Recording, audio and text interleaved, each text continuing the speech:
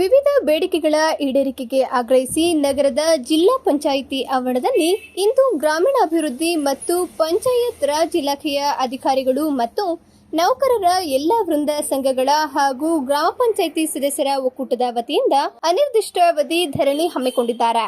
ಗ್ರಾಮ ಲೆಕ್ಕಾಧಿಕಾರಿಗಳ ಹೋರಾಟದ ಬೆನ್ನಲ್ಲೇ ಇಂದು ಗ್ರಾಮೀಣಾಭಿವೃದ್ಧಿ ಮತ್ತು ಪಂಚಾಯತ್ ರಾಜ್ ಇಲಾಖೆಯ ಅಧಿಕಾರಿಗಳು ಮತ್ತು ನೌಕರರು ಮುಷ್ಕರ ಹಮ್ಮಿಕೊಂಡಿದ್ದು, ಜಿಲ್ಲೆಯ ಎಲ್ಲಾ ತಾಲೂಕುಗಳಿಂದ ನೂರಾರು ಸಂಖ್ಯೆಯ ಅಧಿಕಾರಿಗಳು ಹಾಗೂ ಸಿಬ್ಬಂದಿಗಳು ಭಾಗವಹಿಸಿ ಮುಷ್ಕರಕ್ಕೆ ಕೈಜೋಡಿಸಿದ್ದಾರೆ. ಸರ್ಕಾರ ಮತ್ತು ಇಲಾಖೆಗೆ ಹಲವಾರು ವರ್ಷಗಳಿಂದ ಮನವಿ ಸಲ್ಲಿಸುತ್ತಾ ಬಂದರೂ ಯಾವುದೇ ಮನವಿಗಳಿಗೂ ಸ್ಪಂದಿಸದೆ ಕೇವಲ ಎಲ್ಲಾ ಸಮಸ್ಯೆಗಳಿಗೂ ಪಂಚಾಯತ್ ಅಭಿವೃದ್ಧಿ ಅಧಿಕಾರಿಗಳನ್ನ ಹಾಗೂ ಸಿಬ್ಬಂದಿಗಳನ್ನ ನೇರ ಹೊಣೆಗಾರರಾಗಿ ಮಾಡುತ್ತಿರುವ ಸರ್ಕಾರ ಮತ್ತು ಇಲಾಖೆಯ ಧೋರಣೆಯನ್ನ ಖಂಡನೀಯ.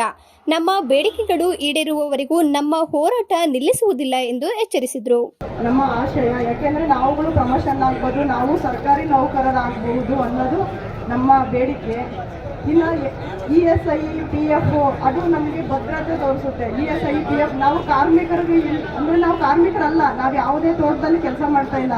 ನಾವು ಮಾಡ್ತಾ ಇರೋದು ಒಂದು ಸರ್ಕಾರಿ ಅಂಗವಾಗಿರೋ ಒಂದು ಗ್ರಾಮ ಪಂಚಾಯಿತಿಯಲ್ಲಿ ಮಾಡ್ತಾ ಇರೋದ್ರಿಂದ ನಾವು ಕಾರ್ಮಿಕರಲ್ಲಿ ನಮ್ಮಲ್ಲಿ ನಾವು ಮಾಡ್ತಾ ಇರೋದು ಕೆಲಸನ ಸರ್ಕಾರಿ ಕಚೇರಿಯಲ್ಲಿ. ಆದರೆ ನಮ್ಮಲ್ಲಿಗೆ ಸೇವೆ ಅಂದರೆ ವೇತನ ನಿಗದಿ ಮಾಡ್ತಾ ಇರೋದು ಕಾರ್ಮಿಕ ಇಲಾಖೆ. ನಾವೇನು ಕಾರ್ಮಿಕರಲ್ಲ. ಹಾಗಾಗಿ ನಮಗೆ RDPR ಇಂದನೇ RDPR ಇಲಾಖೆಯಿಂದಲೇ ವೇತನ ನಿಗದಿಯಾಗಲಿ, RDPR ಇಲಾಖೆಯಿಂದಲೇ ನಮಗೆ ವೇತನ ಪಾವತಿ ಆಗುವಂತಾಗಲಿ ಅನ್ನೋದು ನಮ್ಮಗಳ ಪಂಚ ನೌಕರರ ಬೇಡಿಕೆಯಾಗಿರೋದು.